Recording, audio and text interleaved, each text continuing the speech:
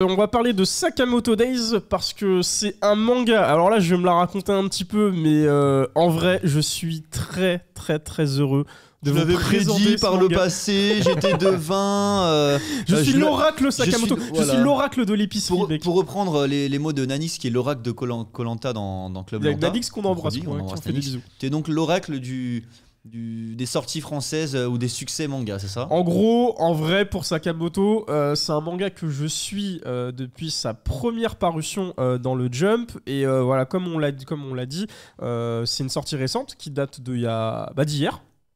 C'est sorti hier, Sakamoto, avec les 2 premiers tomes. Mais avant ça, je vais vous faire un petit historique et vous dire pourquoi je suis très fier que Sakamoto soit chez nous. Alors, Sakamoto Days, déjà, de quoi ça parle ? Pour refaire le contexte, la semaine dernière, on a parlé de The Fable, où effectivement, on parlait d'un assassin légendaire. Et bah Sakamoto, c'est un peu la même chose. On parle de Taro Sakamoto, qui est donc un assassin légendaire. C'est vraiment le gars de la mafia qui tuait tout le monde. Il était craint de tous. Jusqu'au jour où il a décidé de tomber amoureux et de fonder une famille avec sa petite femme qu'il a rencontrée dans un combini, et il a décidé de tenir une épicerie. Alors Sakamoto Days, c'est sorti chez nous dans le Shonen Jump. Donc là, Yo, il vous montre, parce qu'on a les jumps autour de la table. On va vous montrer les jumps à l'écran d'ailleurs. Ouais, on va vous montrer les jumps. Ah, BG. Du coup, la première. Le mec s'auto-congratule. Non, BG, parce que non, c'était pas comme ça à la base que je l'avais vu, mais bravo, merci. Ça tape fort. Merci. Bon, déjà, vous voyez que c'est très coloré. Donc, ça, c'est le premier. Je le montre à la caméra vite fait, même si on le voit. Donc, celui-ci, c'est celle-ci, c'est la première cover. C'est sorti en décembre 2020. Sakamoto Days. Tu peux préciser quand même c'est quoi comme ouvrage pour ceux qui ne savent pas. Alors, pour ceux qui savent pas, mais je pense Une que tout le monde le sait encyclopédie. dans le chat. Ah, il faut expliquer. Donc on part sur le Shonen Jump, hein, donc là où est publié One Piece, Jujutsu Kaisen, My Hero Academia, Naruto et Dragon Ball et plein de mangas à l'ancienne. Sakamoto, au début, ça a pas fait de bruit. Faut savoir que ça a été publié en fin d'année 2020 et aujourd'hui, Sakamoto ne compte que 4 covers dans le Jump. Et ça, c'est un détail très important parce que 4 covers pour un manga qui commence à faire du bruit, c'est très peu. Habituellement, dans le Jump, voilà, vous avez les covers et vous avez des pages de couverture à l'intérieur. Bon, je vais pas ouvrir les jumps qui sont sur la table, mais vous avez des color spread. Faut savoir que 4 covers pour Sakamoto Days, pour moi c'est quasi du jamais vu. Habituellement on a toujours des covers de One Piece, je veux pas le compter parce qu'il y en a beaucoup depuis 97, mais même Jujutsu Kaisen en a beaucoup plus. Et My Hero pareil. Et là on arrive sur un manga qui fait du bruit dans le jump, qui marche bien. Les Japonais ils sont à fond dedans. Ils sont vraiment à fond dedans. Et pourtant, on n'a que 4 covers. Donc je me suis dit, bon, c'est bizarre. Et quand j'ai lu le premier chapitre, je me suis dit, au début, ça partait comme un gag manga. Je me suis dit, ok, c'est un gars, il est à la retraite. Il tient sa petite supérette. Il y a des gars qui essayent de le retrouver. Il faut savoir qu'il y a son ancien partenaire Shin qui revient et qui essaye de retrouver Sakamoto et de le remettre un peu devant la scène. Sauf que lui, il veut pas. Il s'empâte. Mais il faut savoir que, malgré ses airs de gars bien rondouillard, il a toujours gardé ses skills. Voilà, donc le gars est archi bouillant. Il est archi bouillant en tant qu'assassin. Et du coup, pour vous montrer qu'il est archi bouillant, j'ai quand même une petite vidéo à vous montrer. Du coup, c'est le trailer du perso et de la bande-annonce japonaise. Ça fait un peu l'effet Tortue Géniale, genre au début tu crois qu'il est vieux, il est rincé et tout. Au final... tu vois en action et voilà. Ouais, et puis il faut dire qu'il a beaucoup d'ennemis via son passé d'assassin aussi. Tout le monde veut sa peau en fait. Et vous avez vu, en vrai, c'est un loupard, voilà, il paye pas de mine. Et pourtant, il couche tout le monde. Et tu sais quoi, il y a une partie de l'histoire qui me fait penser à un bouquin que tu nous avais présenté. Où c'était un Yakuza qui pendant 1 an, tu sais... C'est The Fable. Ah bah ok, je suis con. C'est The Fable, c'était celui dont on avait parlé la semaine dernière. Et là, parce vous voyez... Parce que les gens viennent le chercher, c'est pour ça que je dis ça. Exactement. Et Sakamoto, avant, il était tout mince, il avait vraiment du flow, et aujourd'hui, bah voilà. Donc après, il y a d'autres personnages qui vont être introduits au fur et à mesure qu'on suit l'histoire. Mais la force de Sakamoto, déjà, c'est son style graphique. Vous l'avez vu par les covers du Jump, déjà, c'est très coloré. Et les color spreads à l'intérieur aussi donnent vraiment envie, limite un peu trop parce qu'il y avait vraiment beaucoup de couleurs, mais le style je l'aime bien parce qu'il y a un côté vraiment Yakuza Mafia qu'on retrouve, et de l'autre un côté un peu gag manga. Quand vous lisez le chapitre 2, par exemple, à un moment donné, il y a un groupe de terroristes qui prennent en otage un bus. Pour une raison toute bête, c'est que leur série préférée a été arrêtée dans le Jump, a été mis en hiatus. Moi, ça m'a fait penser à Hunter x Hunter direct. Et ils ont dit, ouais, vous savez pas ce que ça fait d'avoir son manga préféré en pause depuis des années. Enfin bref. On sent le petit clin d'œil, le petit truc perso. Exactement. Donc du coup, Sakamoto s'est publié depuis 2020 dans le Jump. Au début, ça marchait pas trop. Je vous le dis vraiment honnêtement. Il y a eu un côté un peu gag manga qui était récurrent. Et petit à petit, ça y est, on commence à rentrer dans des arcs un peu plus sérieux.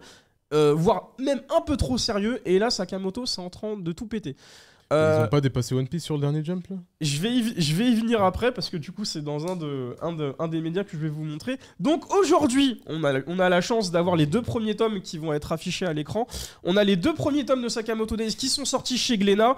Moi je vous avoue, l'année dernière je me posais beaucoup de questions. Je me suis dit mais qui va éditer Sakamoto ? Moi je lisais les chapitres au fur et à mesure et je me suis dit tiens il n'y a pas d'annonce pour Sakamoto Days. Il y a eu plein d'annonces, il y a eu des annonces pour Blue Lock, il y a eu des annonces pour d'autres mangas et celui-ci il a mis du temps à arriver et beaucoup de chapeaux de Glénat qui a quand même sorti les 2 tomes en simultané, ce que je trouve cool parce que un tome généralement ça suffit pas pour te faire ton avis.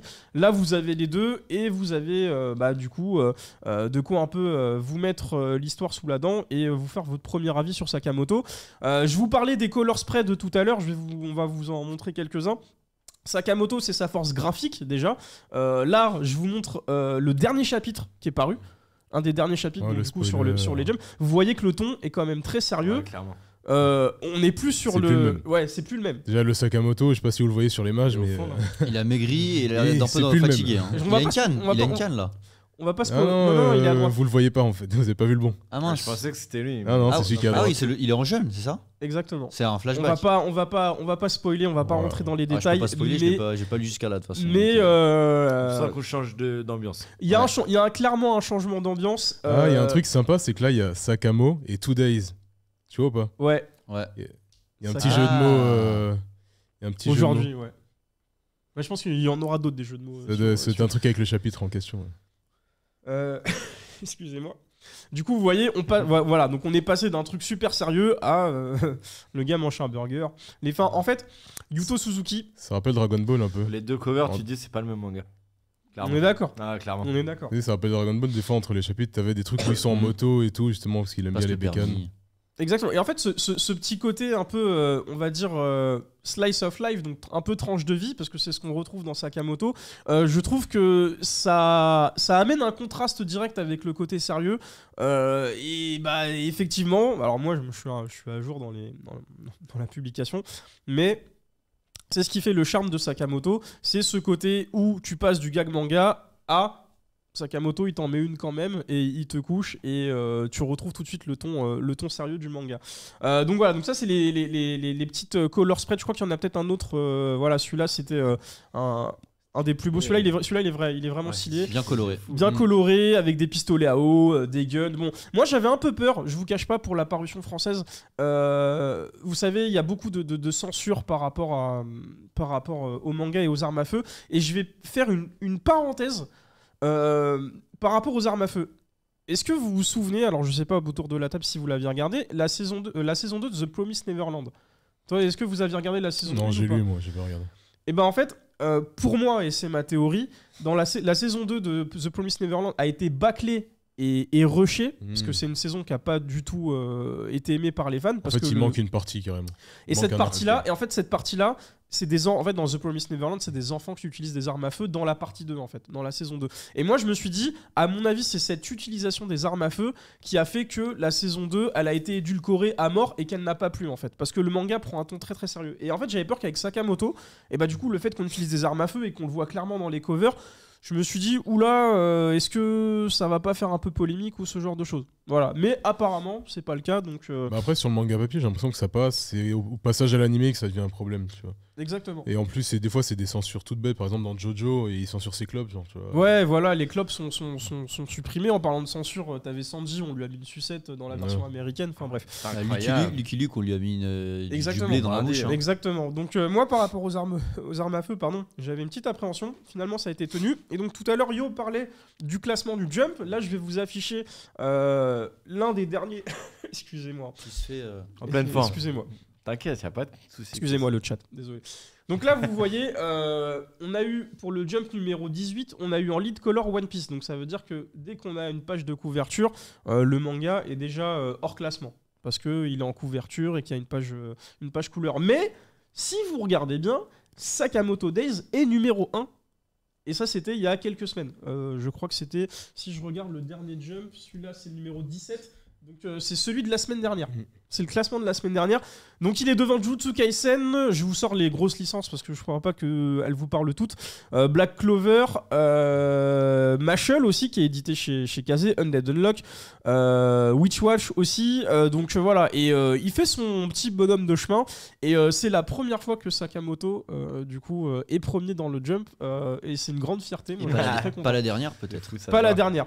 Donc voilà. Donc en tout cas j'espère que le manga va aller loin et que il y aura assez de tomes. Et du coup, pour faire une petite transition, il y a eu un petit événement il y a 2 jours et hier. On a eu la chance d'y aller. Il y a eu un pop-up store qui a été qui a été ouvert par Glénat, donc un pop-up store éphémère. On en avait parlé la semaine dernière un peu dans les news.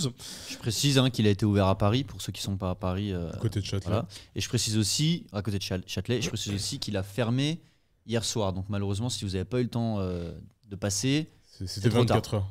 C'était ça. Alors on va montrer quelques images. Je vais en parler pendant ce temps-là. Donc le pop-up store était très cool. On était vraiment dans une ambiance épicerie. Voilà, les tomes de Sakamoto étaient en vente. Il y a eu des planches aussi qui ont été exposées. Il y avait des PLV. Il y avait pas mal de choses.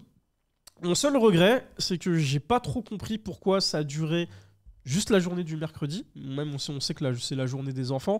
Moi, j'ai vu un tweet, par exemple, de Hailey, que j'embrasse. Hailey qui disait j'ai pas pu aller au pop-up store aujourd'hui, elle était un peu dégoûtée. Mais en vrai, en plus, il a fermé à 18h. Ça fait que quand tu quittes le boulot, en vrai, t'as même pas le temps de faire un crochet par le pop-up store.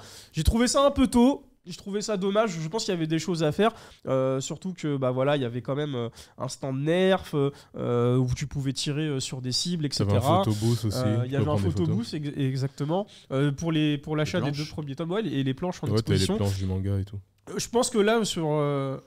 Pardon. Je pense que Glénat, ils ont vraiment mis un vrai coup de com' sur Sakamoto. Faut savoir que pour les 2 tomes, il y a eu 250 000 exemplaires de tirés, ce qui est énorme. C'est exactement ce que Kaiju avait fait quand c'était sorti.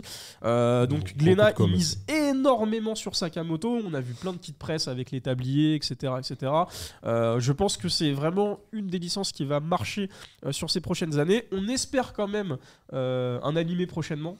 Vraiment, c'est ce que je lui souhaite. Mais je pense que ça va arriver. Donc voilà, en tout cas, lisez Sakamoto. Ça a l'air lourd en vrai. En vrai, ça l'est. Ça l'est vraiment. Je vous le conseille. Vous allez kiffer, vous allez rigoler. Voilà. Et pour finir, je voulais quand même vous dire que Sakamoto existe dans la vraie vie. Ah, vous allez me dire what the fuck. À part Paul, on a montré à tout le monde. Mais... Ouais. Sakamoto, il existe dans la vraie vie à travers une série. Donc Kevin m'a parlé. Qui s'appelle, alors excusez-moi, j'ai pas un accent. Fable. Non, Kim's Convenience. Voilà, tu l'as bien dit. Voilà, je vais pas le répéter. On a vécu en Angleterre. Et du coup, on a un extrait. Dites-nous dans le chat ce que vous en pensez. Regardez.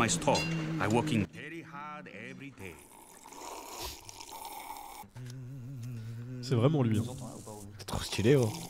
Alors il faut savoir que c'est une série qui se passe au Canada et c'est produit au Canada, qui suit la famille Kim, mais c'est concentré sur le papa que vous pouvez voir, qui tient une épicerie à Toronto, il me semble. Exactement. Et donc il y a sa fille, que vous avez vu là, que vous voyez là, et lui, son rêve, c'est que sa fille, elle reprenne la boutique. Il a sa femme qui arrête pas de lui taper sur les pieds, enfin, le taper comme on l'a vu. et qui porte la culotte, et il a son fils qui est... ah ouais, là, il a tout balancé là, il t'a enlevé ton effet de surprise. Non, t'inquiète. Et il y a son fils aussi qui lui n'est plus dans la maison parce que c'est un peu, tu vois, le petit gangster que le papa ne veut plus voir.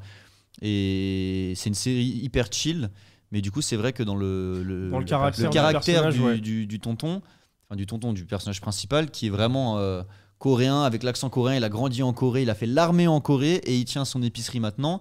Et il a des problèmes pendant la série. Il fait du hapkido, qui est un art martial coréen. Donc, il fait voltiger des gens et tout. À un moment donné, il va même...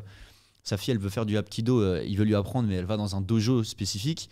Et il va là-bas pour se mesurer au boss et tout ça. Et on voit qu'il est chaud, mais il se fait quand même... Bon, il se fait chicoter.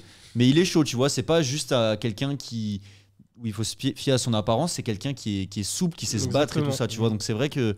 C'est quelqu'un qui ressemble beaucoup à Sakamoto. Ouais. Moi, quand tu me l'as montré, j'étais mort de rire. Du coup, voilà, on s'est fait un petit délire de montage. Il manque juste les cheveux. Il manque juste les cheveux, mais en vrai, ça passe. Voilà. Bah, les cheveux, et tu lui fais la petite barbe pareil, et c'est bon, hein, c'est réglé. Exactement. Donc voilà, les amis. En tout cas, lisez Sakamoto. Je vous le recommande fortement. Je pense que c'est vraiment un des mangas qui va marcher sur les prochaines années. Et voilà, let's go, c'est chez Glénat. Voilà, les amis.